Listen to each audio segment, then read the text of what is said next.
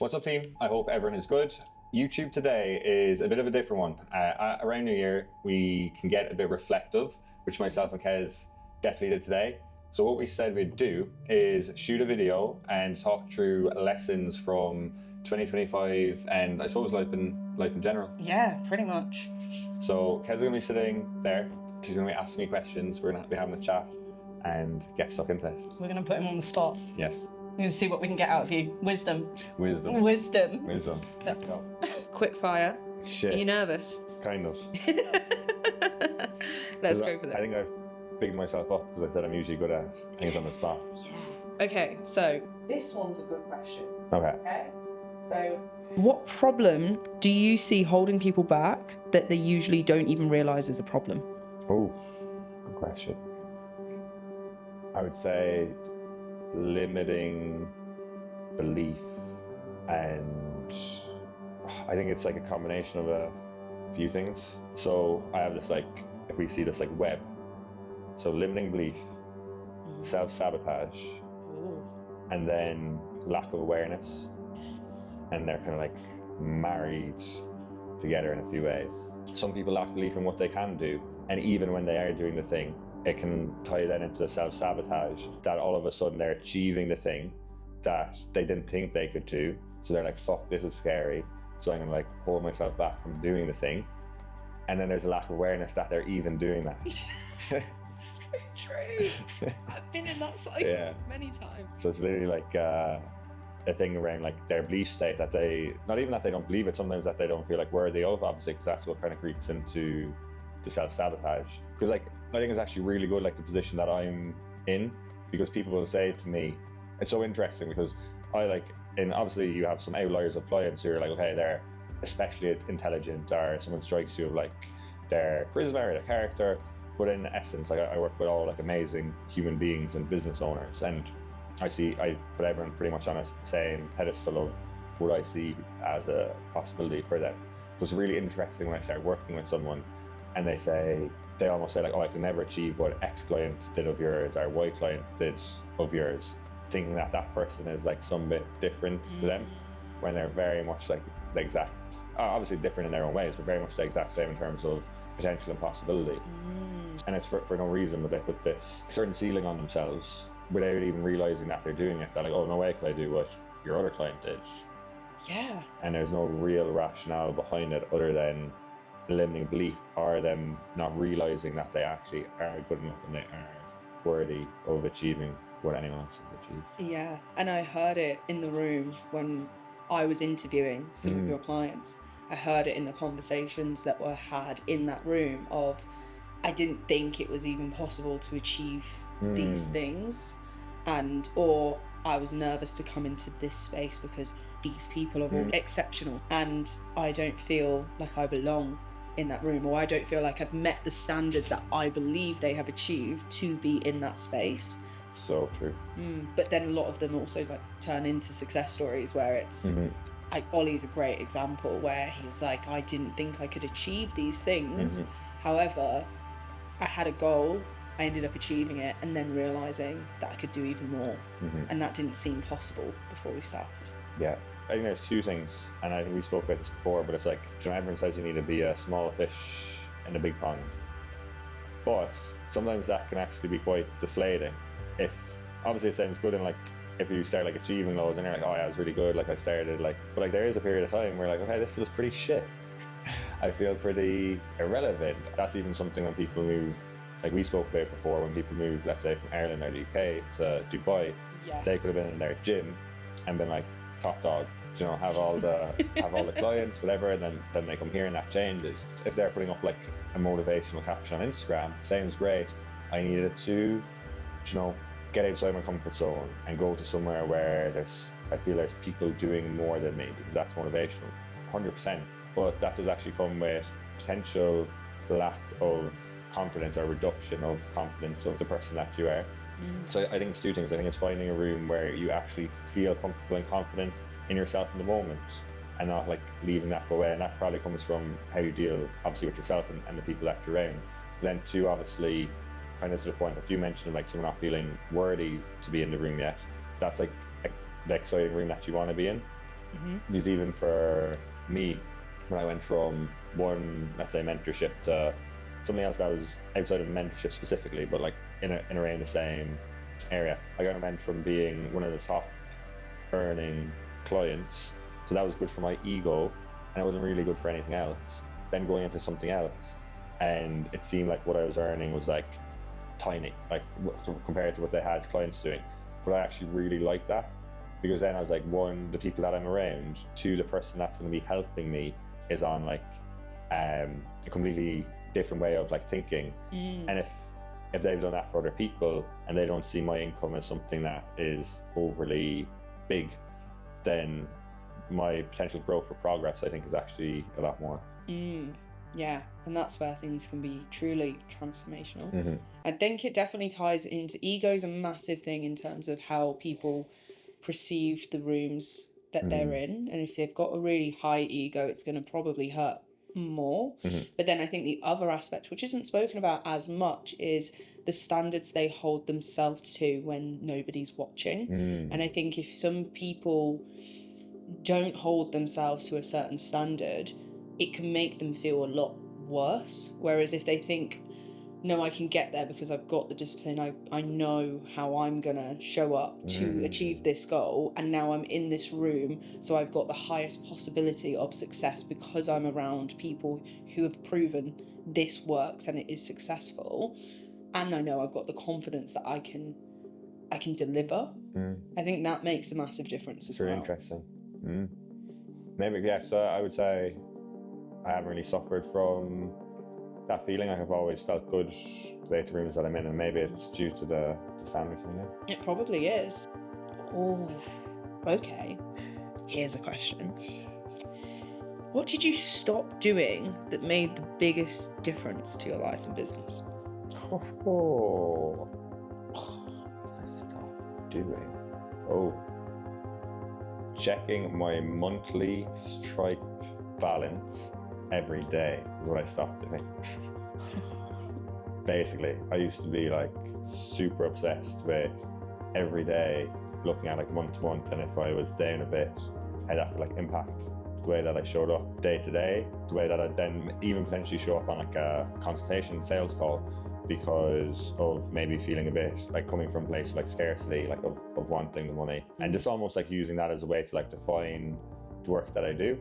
For whatever reason, my attachment towards the actual figure per month versus what it used to be is like so much less, like crazy. That would probably be the biggest thing, because now I just focus on, if I know I'm showing up as the person that I want to be with the standards I have, and I don't want this to sound cliche, genuinely, like if I'm doing all those things, then I know that the money on the back end will be the byproduct of that. Yes. That being said, well, like, so, because as I said, I don't want to just give you like all the good side of it. What I would potentially say as well is that that could then potentially bring about a bit of like complacency on a sales call specifically. So if I knew my figure exactly and like where I wanted to be, maybe I would on a call come in with a bit more intent, where sometimes on a call I can be like super chilled, where I'm kind of like, you either want this or you don't. Like you see my results, I'm going to talk you through how we do it. I'm very confident, but like it's up to you if this is something that you want to do or not. Whereas I know a lot of other people will kind of like sell someone the dream, and they like really kind of push and be assertive of things. So again, even though I say that's potentially a bad thing from a money perspective, it does ensure that the people I do end up working with are very aligned to me and do want to work with me, and no one ever kind of starts. They've never started with a perception that they thought that they haven't got, or have never over promised and under delivered. I always usually under promise and over deliver. That's in my nature. There can be good or bad things with that. I would say the straight balance.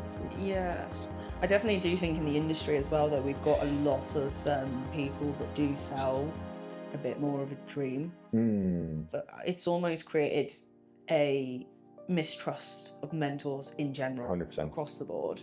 What's the truth about growth that people don't like hearing? Okay, the truth about growth that people may not like hearing is the things that fueled you to grow before might not be the things that fuel you to grow later. So true. Oh my God, that's scary. It is. Because if something that was fueling you to grow was something like this thing of like proving yourself, let's bring it back there, and then you started to prove yourself, but you didn't want to continually grow, you'll probably not have enough things in that reserve tank to continue pushing there. You're probably gonna run out.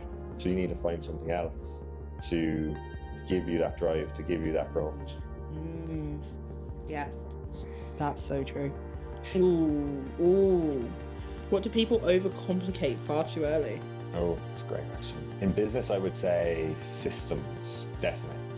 I think people, sometimes could be speaking to coach and they're like earning relatively small income and they're like, yeah, I'll get back to you. I just want to like sort out my systems or get my systems in place. So I think that's definitely something. Like for me, my take on it is the way that I work clients, like from like income comes first and revenue comes first, because that fuels everything else. That fuels belief, that fuels opportunity, that fuels impact with clients. Because if you're achieving all those things, all these things are an actual byproduct of it.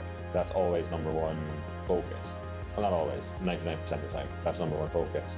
And then from that increase in revenue, the business grows, and then you see leaks or things happening that need to be fixed from a systems perspective, and then we put those things into place. So it's not just having like this perfect systemized business where like not enough clients or not enough revenue happening. It's actually just working on what's going to move the needle now, and then us working on the things that are needed. And a lot of people are actually different to me in that way, but that's just the way that I like to have my clients.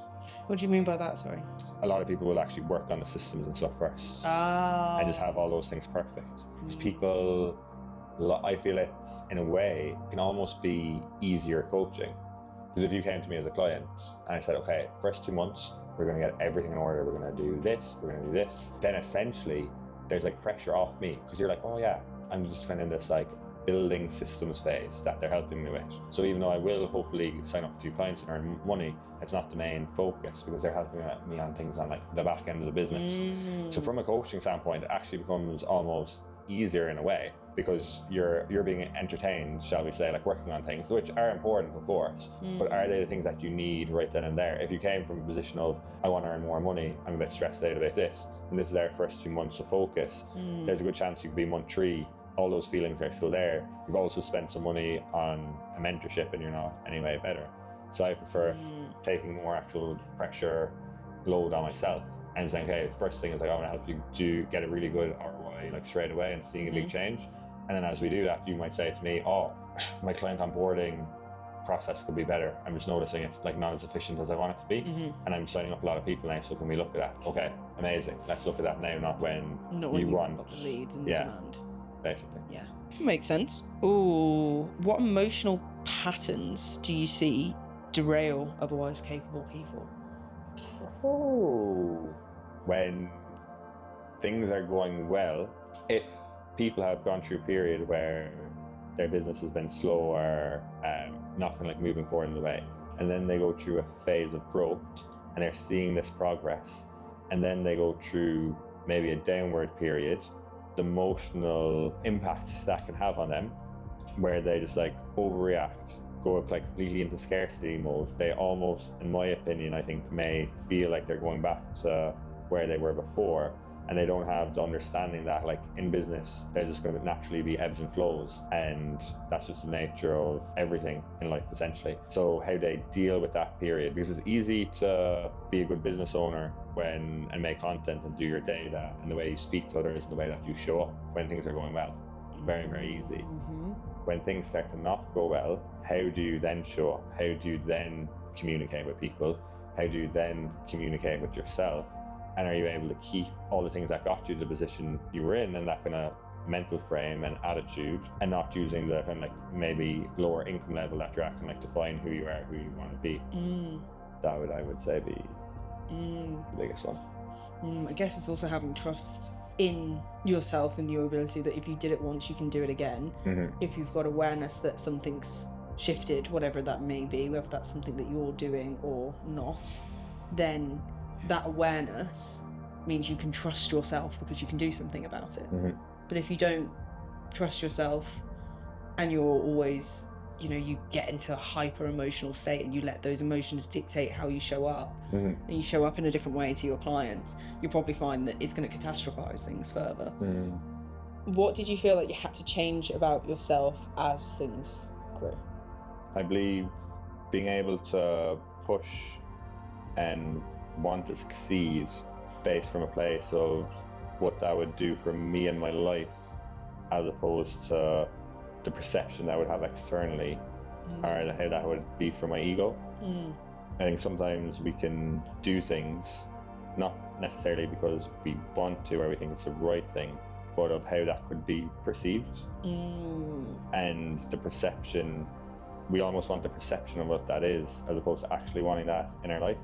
And I think what's really actually good here is think about the job title you might take because of the perception that has for externally, because you get to tell everyone, but that could mean later nights, less time with your family, less of this, less of that. But because on the title is, and that perception is worth it for you, even if negatively impacts your life.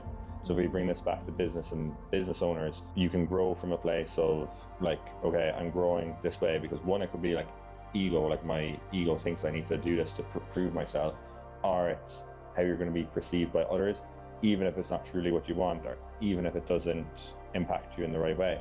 So if you can move from that to actually making decisions around what do you truly want and how can you build around living the life that you want. And I think that is a really important kind of transition you have. I do believe that transition becomes easier when you do start to see progress and you do start to see things happen for you in a good way. Because naturally when that happens, what also happens, you get more confident in yourself, you get more assured in yourself. So the need to prove yourself, whether it's externally or internally, reduces. And oftentimes the people who are the most assured in themselves oftentimes are the quietest people, because they don't really feel a need to show up in a specific way. And there's so many examples of that, like through loads of different aspects in life. Yeah, external validation can be one of the biggest challenges, but what I will say, it ties back into the conversation that we were having earlier about how you show up consistently, no matter who you're talking to, that it doesn't matter whether they've got or perceived as they have a lot of wealth, a lot of status, versus someone who might be seen as less than.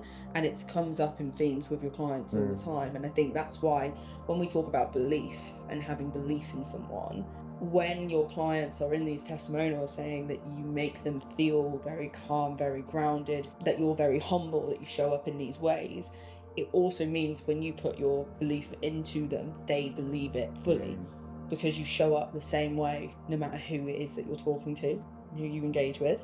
And I think it could be seeing yourself in every part of that journey, because with your clients, they're all at different stages, different chapters, and I've been at all of those chapters myself.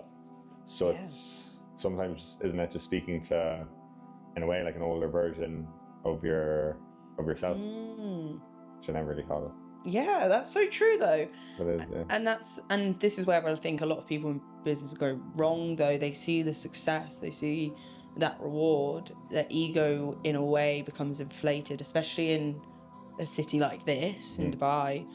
They also become detached from the reality of other people and where they came from. And if they become so detached and they've let that ego grow to such a high amount, then you'll actually find a lot of them, they're getting a lot of external validation, but it's until they've learnt that lesson of it doesn't actually matter if you've built a life that you don't find fulfillment in, if you're not happy in. It doesn't actually matter. So true.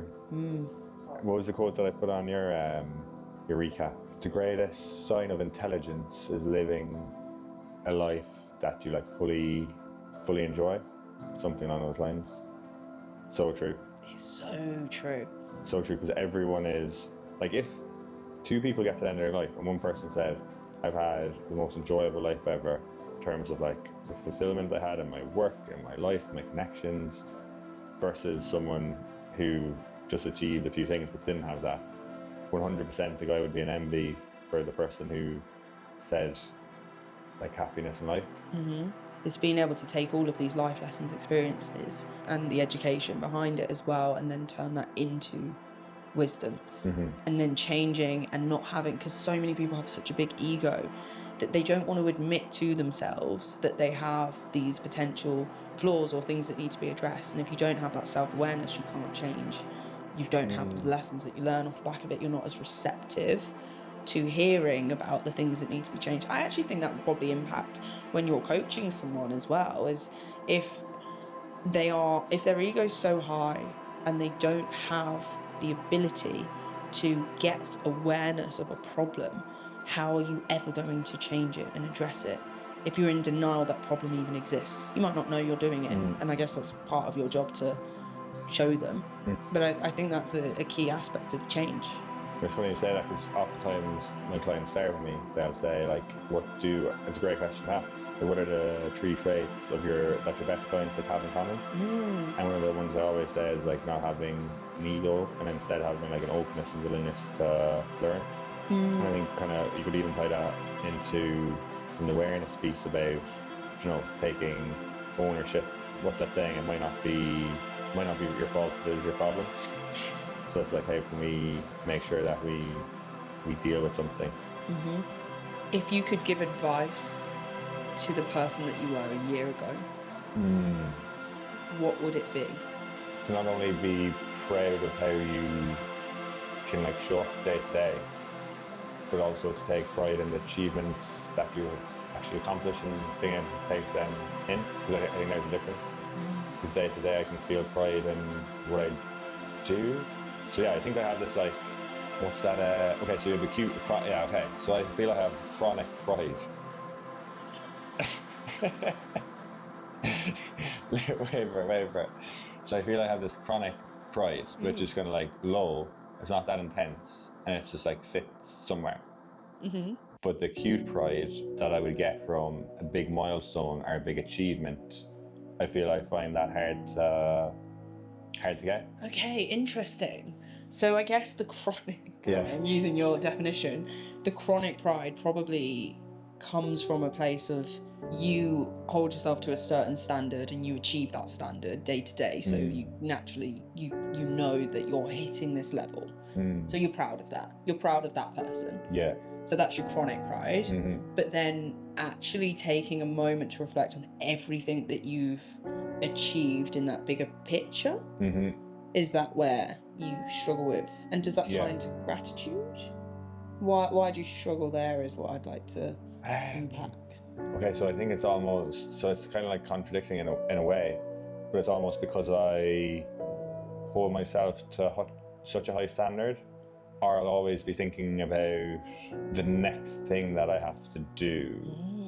So for example, the mastermind, I did have a lot of pride with it, but like even speaking to people, let's say in the gym, and they're like, oh, like, well done. I'm like, yeah, but like this, or like this is up, or yeah, but like the next one needs to be as good, or whatever. So there'll always be that element of it. I'll never just kind of like, kick back, whiskey, cigar, and say like, you did the thing. There's always this sense of like, okay, but what if this happens, or what if that happens? So yeah, it's that ability to have this like low, dull, lingering sense of gratitude and pride, I suppose, but that kind of acute, higher energy state, I don't allow myself to get to. Some people would say that's not a bad thing, because they'd say, you're probably like riding the midline isn't necessarily a bad thing, which I've given that advice to people before. Dancing on the line. Yeah. I guess from observing, when you're around other people, when they acknowledge it, do you feel it more? No, I would struggle. Really? I also weirdly struggle to listen to like testimonial clips. Yeah, I noticed that. I obviously like, I don't know, I get like nervous. It's so weird. I get like nervous. Really? Yeah. Well, the video Yeah. that we all watched, Yeah. and the context of that is me going round and asking clients to just speak to you and tell you how they feel, and they then expressed thanks in that way, which is slightly different than testimony, because it wasn't actually for the eyes of social media or anything like that. It wasn't probing questions in that way. It was asking people to just speak from their heart of what they actually mean. How did you feel watching that? emotional. Yeah.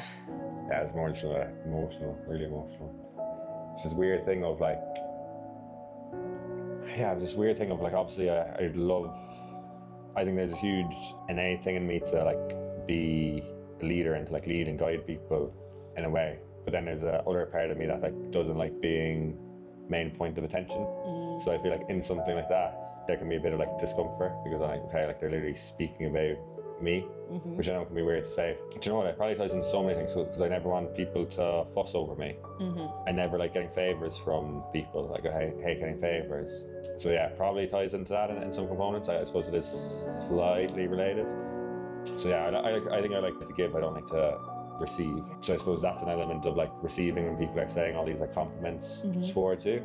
From an outsider observing this space, one thing that I've noticed is that actually in the coaching space where you are changing people's lives, you might not actually fully see that extent. Not only have you built this business and everyone's built whatever revenue off the back of it and they've become the person that they've become, you've changed not just their lives but the lives of people around them and the lives of their clients too. The impact that you're having from one person that you deal with one-to-one actually impacts hundreds of people in a positive light. So coming back into gratitude and pride and looking at it from a bigger picture, I think it's a really important thing to do because that's powerful. That's changing the industry. That's changing legacies of so many people's lives. Yeah, and I think, again, I don't want to say it cliche, but that feeling, that's actually what gives me the most amount of, like, even when I got to the point like that, even when I like learn, like, or if I think about a good business idea, I'll be more excited to share it with clients for their business than for my own. If I show up to give the best service possible and my clients get the best service and the best results from what we do inside our business, then like the success my business have will be a byproduct of that. Very open, share everything. Yeah, 100%. But even not only that, I'd be more excited for them to do it than for myself to do it. Like caring more about their business succeeding, because I know my business will succeed as a byproduct. If someone is listening to this in 5 years' time, what would you want them to understand now? Ooh. The moment you're watching this video is probably the days you'll look back on as the good old days. And to understand that the life you're pursuing is important, but not to leave that come in the way of the life that you're currently living. Oh, goosebumps! Jeez.